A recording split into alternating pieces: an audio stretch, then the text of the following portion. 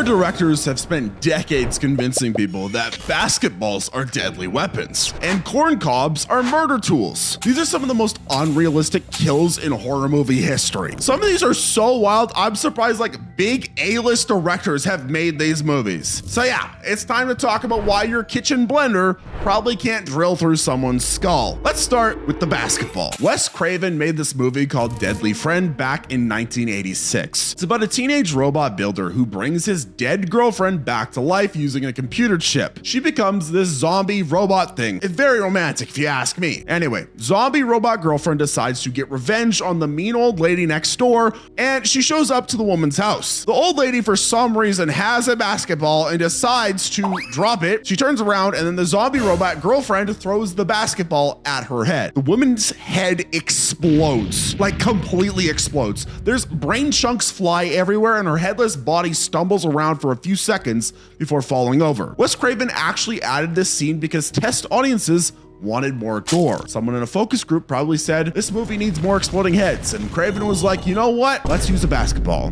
Here's the thing about basketballs. They're designed to bounce. That's their whole purpose. They're made of rubber and filled with air and built to absorb impact. When you throw a basketball at something, it hits and bounces back. It doesn't explode things. It bounces off them. A basketball weighs about 1 pound. That's not very heavy. You could probably throw it at someone's face and give them a bloody nose, maybe knock out a tooth if you're really trying, but making their head explode, that's cartoon physics. I can't show this on YouTube, obviously uncensored, but the movie shows the head just detonating on impact. Pieces of skull and brain matter spray in all directions. That's not how heads work. Your skull is designed to protect your brain. It's thick bone curved in a shape that distributes impact. Getting hit with a basketball would hurt, but it wouldn't turn your head into confetti. To actually explode a human head, you would need massive force concentrated into a tiny area. We're talking about industrial equipment, hydraulic presses, bullets, things designed to crush metal. A basketball thrown by a teenage girl isn't gonna cut it. The old lady's body also wanders around headless for a few seconds, just casually stumbling without a head. In real life, losing your head would cause instant unconsciousness.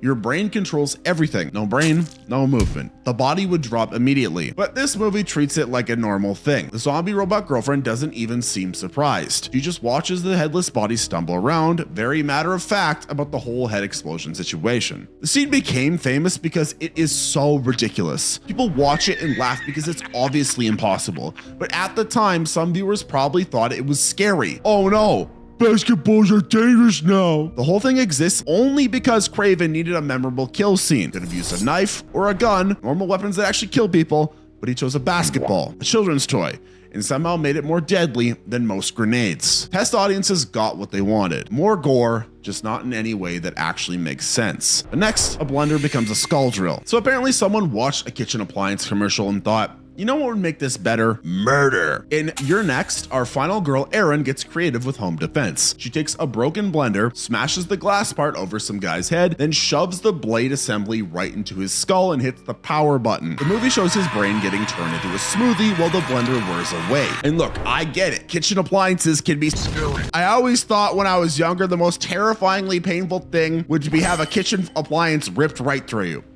I don't know if this has ever been done in a horror movie before, and nobody steal my idea, but using a cheese grater as a weapon. Like, can you imagine there's like a killer running around on the loose and their entire shtick is just cheese gratering people to death in like the most vicious ways possible? Like, not just on your skin. I'm imagining like someone takes a cheese grater and just shoves it down someone's mouth. That's terrifying. I'm afraid of kitchen appliances. Put your toaster back. But anyways though, using a blender to turn someone's head into a milkshake, that's not how blenders work. First off, most blenders have safety switches. You know, those little plastic tabs that prevent this thing from running unless anything's locked in place. Well, those exist because blender companies figured out that people are dumb and would hurt themselves. So unless Erin spent her evening disabling safety mechanisms instead of, say, calling the cops, that blender shouldn't even turn on. But let's pretend she's really good with electronics and bypassed all of that. The blades in and your average kitchen blender are about as sharp as a butter knife. They're designed to spin really fast in liquid, not bore through solid bone. The human skull is basically a helmet made of calcium. It's tough enough that doctors need special medical saws to cut through it during surgery. These are professional tools with diamond-tipped blades, not whatever plastic nightmare you bought at Target for making your protein shakes. Even if Erin somehow cracked the guy's skull first, which she didn't, she just bonked him with some glass, those little blender blades would hit bone and immediately jam. Have you ever tried to blend ice without enough liquid? The whole thing just stops and makes that angry grinding sound. Now imagine trying to blend something way harder than ice. Your blender would give up pretty damn fast. And here's where it gets really dumb. The movie shows the guy's brain getting all mixed up while he's still conscious. In real life, if someone somehow managed to penetrate your skull with spinning blades, you'd be unconscious instantly. The brain doesn't have pain receptors, but the trauma would knock you out immediately. You wouldn't be standing there watching your own gray matter get whipped up into a grande frappuccino for Emily at Starbucks. Plus, blenders are weak. We're talking about maybe 300 watts of power. That's less than your hairdryer. If you tried to use it as a drill, the motor would burn out in seconds. The whole thing would overheat and shut down. Your smoothie maker isn't built for heavy-duty skull penetration. It's built for crushing frozen berries. Even then, it struggles sometimes. The real kicker, even if all of this somehow worked, the mess would be incredible. Brain tissue mixed with blood and bone fragments would clog up those blades instantly. You'd end up with a jam blender and a very angry home invader with a headache. Not exactly the quick kill the movie promised. But sure, let's pretend your KitchenAid has military-grade skull drilling capabilities. Makes perfect sense. But at least that required electricity at least, because Michael Myers just uses his boot. Michael Myers decides to end Dr. Sartain by stepping on his head. One stomp and the doctor's skull just collapses under his foot. Apparently, Michael's been doing some serious calf raises because this guy's head turns into mush faster than you can say trick or treat. The movie treats this whole thing as totally normal, just another Tuesday for our favorite silent psychopath. Here's the problem with that. Your skull is not a grape. It's designed to protect your brain from exactly this kind of thing. Evolution spent millions of years making sure your head doesn't cave in every time you bump into a door frame. The bone is thick,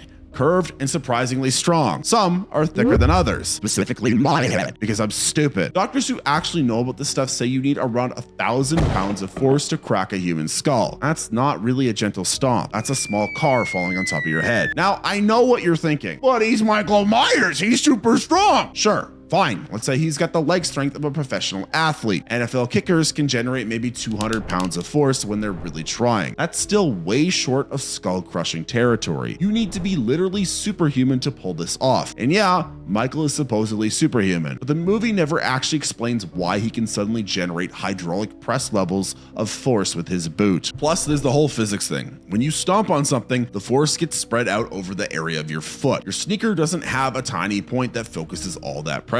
It's flat. Even if you somehow had enough strength, you'd be more likely to break your own foot than crack someone's skull. Bones are hard. Your foot has lots of little bones in it. Math says your foot loses that fight. Movie also shows the head just flattening out completely. That's not how bone works. When skulls fracture, they crack or split. They don't turn into pancakes. There's still structure there, still shape. The brain doesn't just squish out of the sides like that one video I saw of the minion getting crushed by a hydraulic press. Medical examiners see skull fractures all the time from car accidents and falls. None of them describe heads that look like stepped on balloons. Here's the really dumb part. Michael would need perfect aim. The strongest part of your skull is right on top. If he's stomping straight down, he's hitting the hardest spot. The temples and sides are weaker, but good luck getting the right angle while someone's lying on the ground. This isn't a video game where you can just aim for the weak point. The whole scene exists because it looks brutal and scary. Someone in a meeting probably said, what if Michael just steps on a guy's head? Instead of anyone saying, actually, that's not how skulls work. They all nodded and moved on, because apparently nobody involved in making this movie has ever seen what happens when people actually get hit in the head really hard. Spoiler alert, their heads don't turn into jelly. And speaking of impossible strength, Jason punches someone's head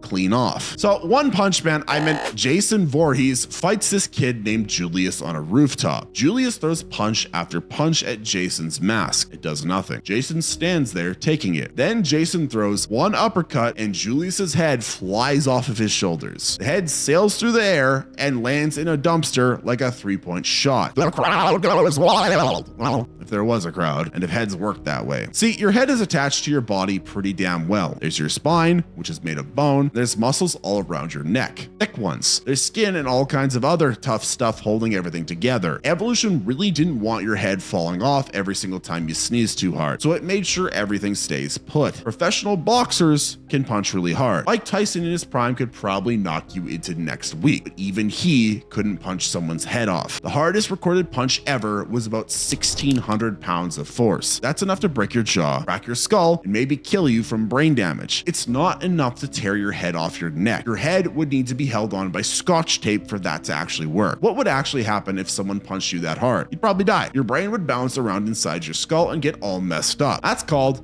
a traumatic brain injury, and it's no joke, but your head would stay exactly where it's supposed to be, on your neck where heads go. The movie shows Julius's head flying off in one piece, not even damaged, just a clean removal. And again, that's not how necks work. If you somehow had enough force to separate a head from a body, you'd be breaking bones and tearing muscle. It would be messy and gross and definitely not a clean pop-off situation. More importantly, you'd need to be hitting with something sharp, because punches are blunt force. They crush things, they don't slice through them. Also, Jason punches straight up, an uppercut. Even if you had magic head removing powers, you need to hit from the side to actually disconnect anything. Punching up just pushes the head back. The neck bends, it doesn't snap off. Try moving your head around right now. See how it bends and turns? Yeah, that's what necks do. They're flexible. They don't just break off when you push them. The whole scene exists because someone thought it would be cool to send a head flying into a dumpster. And sure, it looks neat, but it makes about as much sense as sneezing your arms off, which, by the way,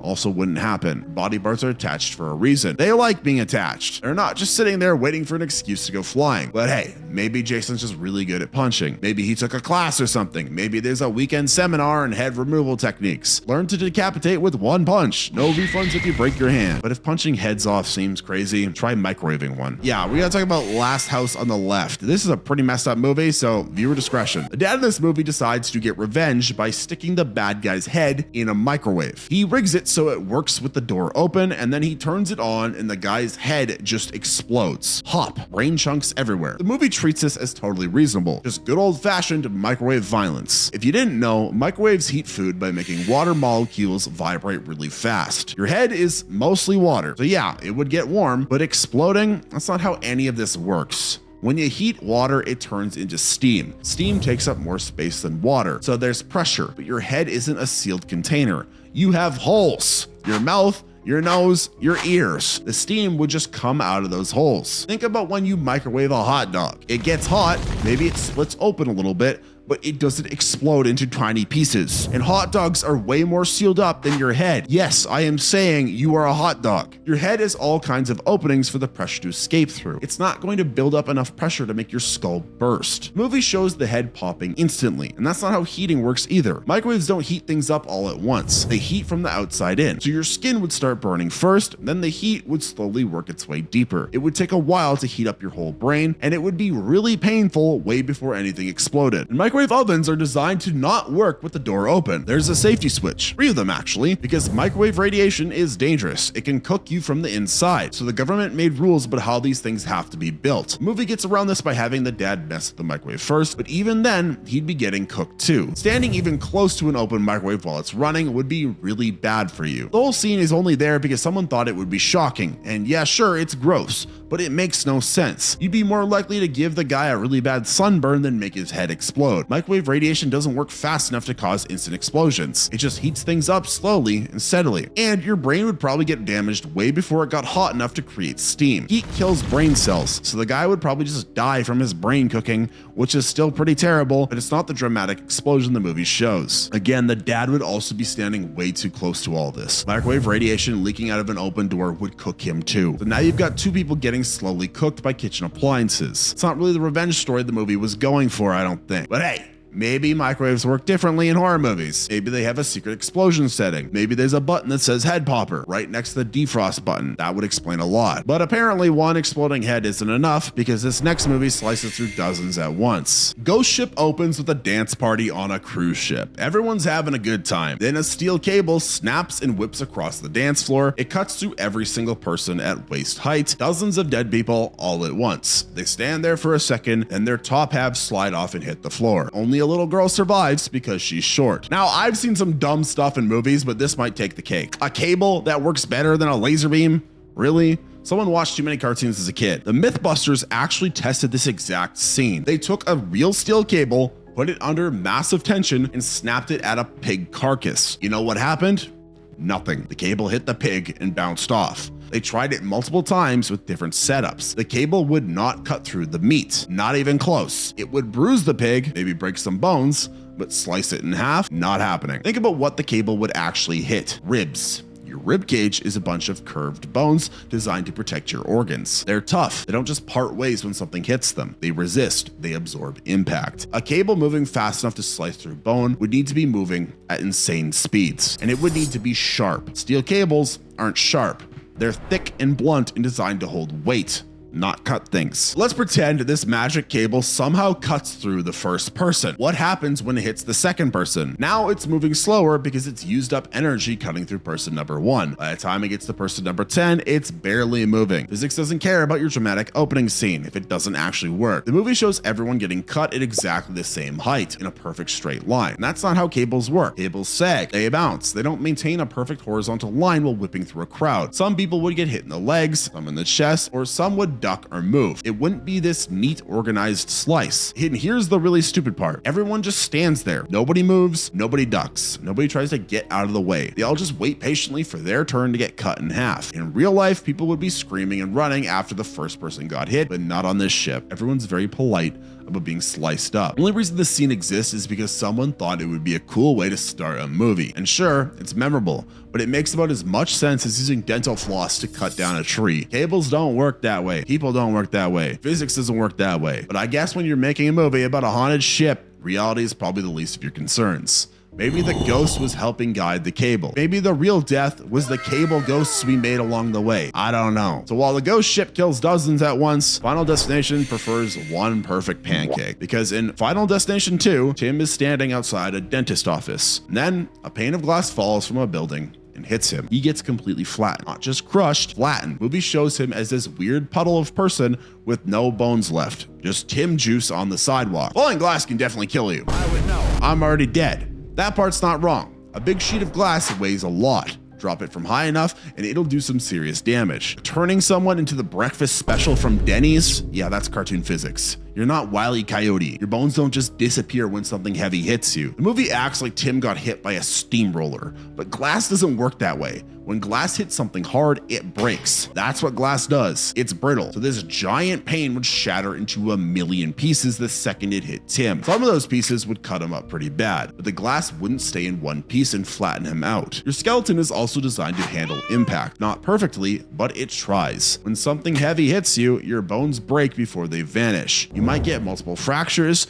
maybe some bones get crushed into smaller pieces, but they don't just evaporate. Tim would be badly injured or dead, but he'd still have a recognizable human shape. The glass in the movie acts more like a giant anvil. It stays perfectly flat and solid while it squishes Tim down. Real glass would explode on impact, and the force would get spread out over all of those flying pieces. Tim would get cut up and probably die from blood loss or trauma, but he wouldn't look like someone spilled a Tim milkshake on the pavement. What makes this extra dumb is that Final Destination is supposed to be about realistic accidents. The whole point is that death comes from everyday stuff that would never usually happen, but could technically happen. But then they show accidents that couldn't happen in real life. The force needed to actually flatten a human would be enormous. We're talking about industrial equipment, hydraulic presses, machines designed specifically to crush things. A falling piece of glass, even a big one, doesn't have that kind of focused pressure. It would hit you and break. End of story. The movie wants you to think that death is lurking everywhere in everyday objects, but then it shows you deaths that couldn't happen with those objects. Mixed messages, Final Destination.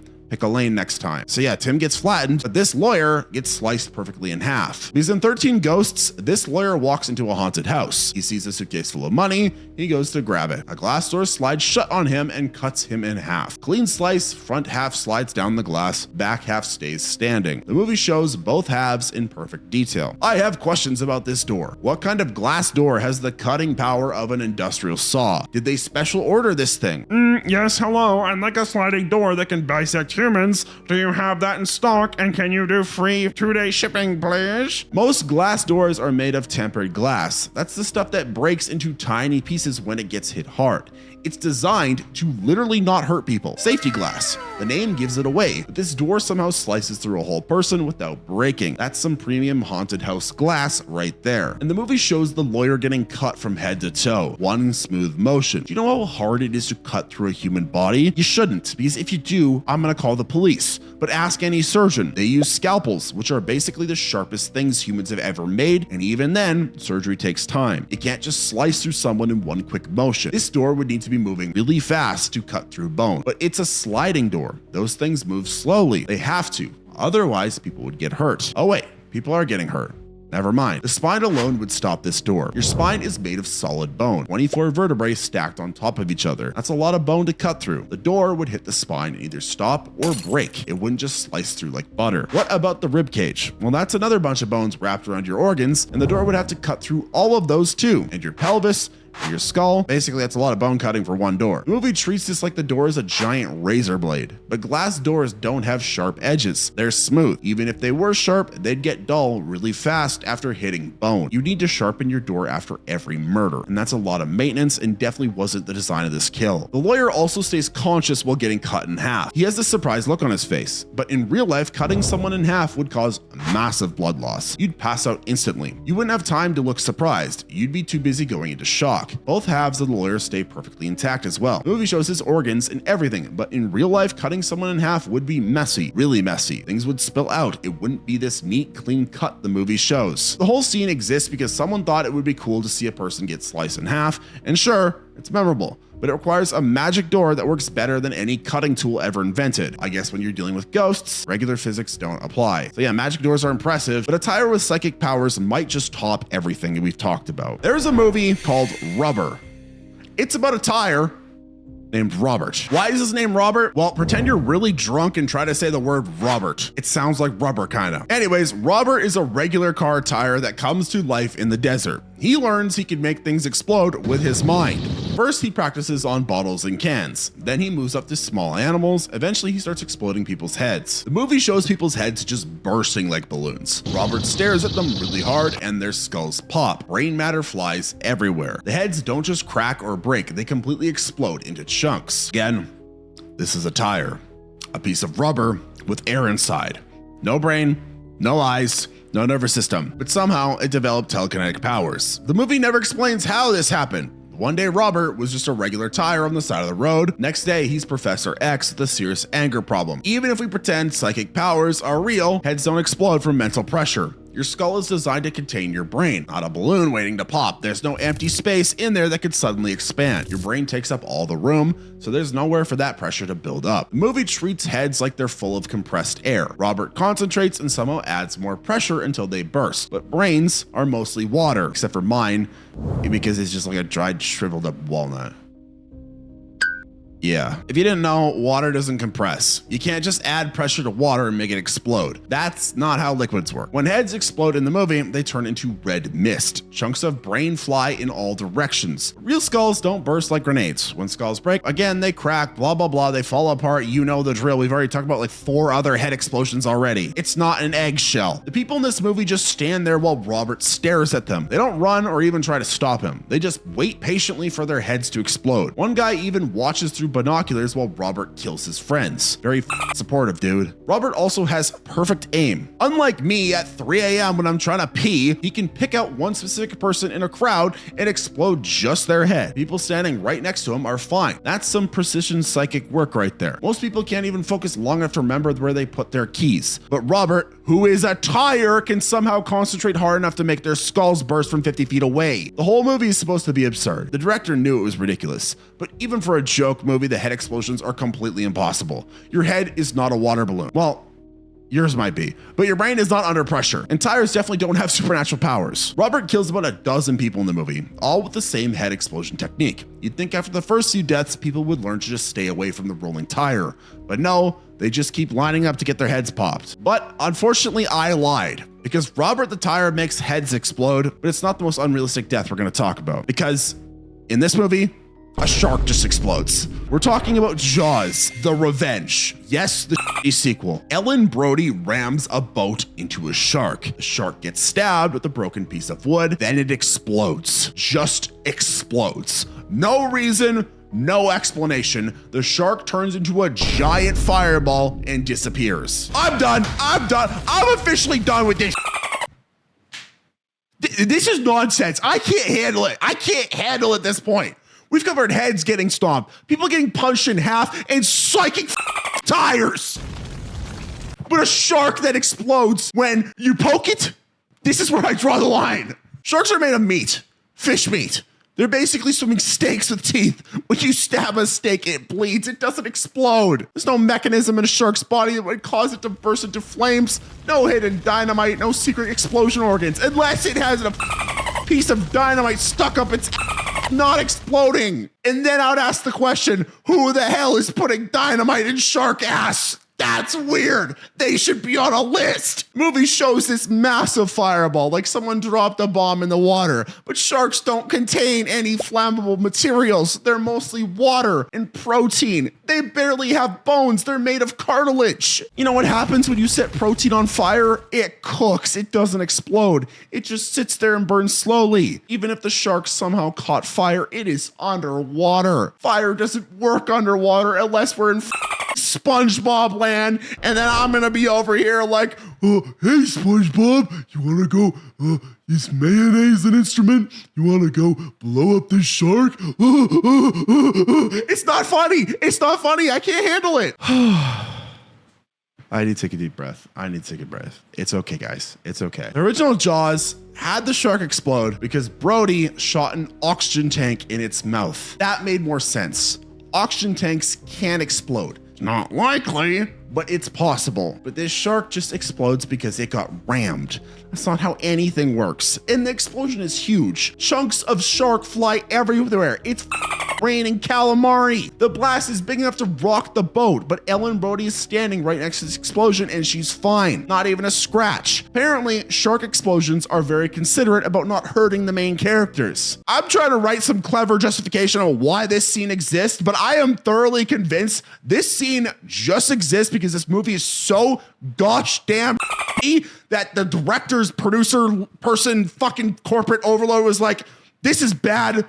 We need someone to remember this because it's so bad to make the death so dumb stupid that it's bad. Who's the writer that wrote this? I'm Googling them.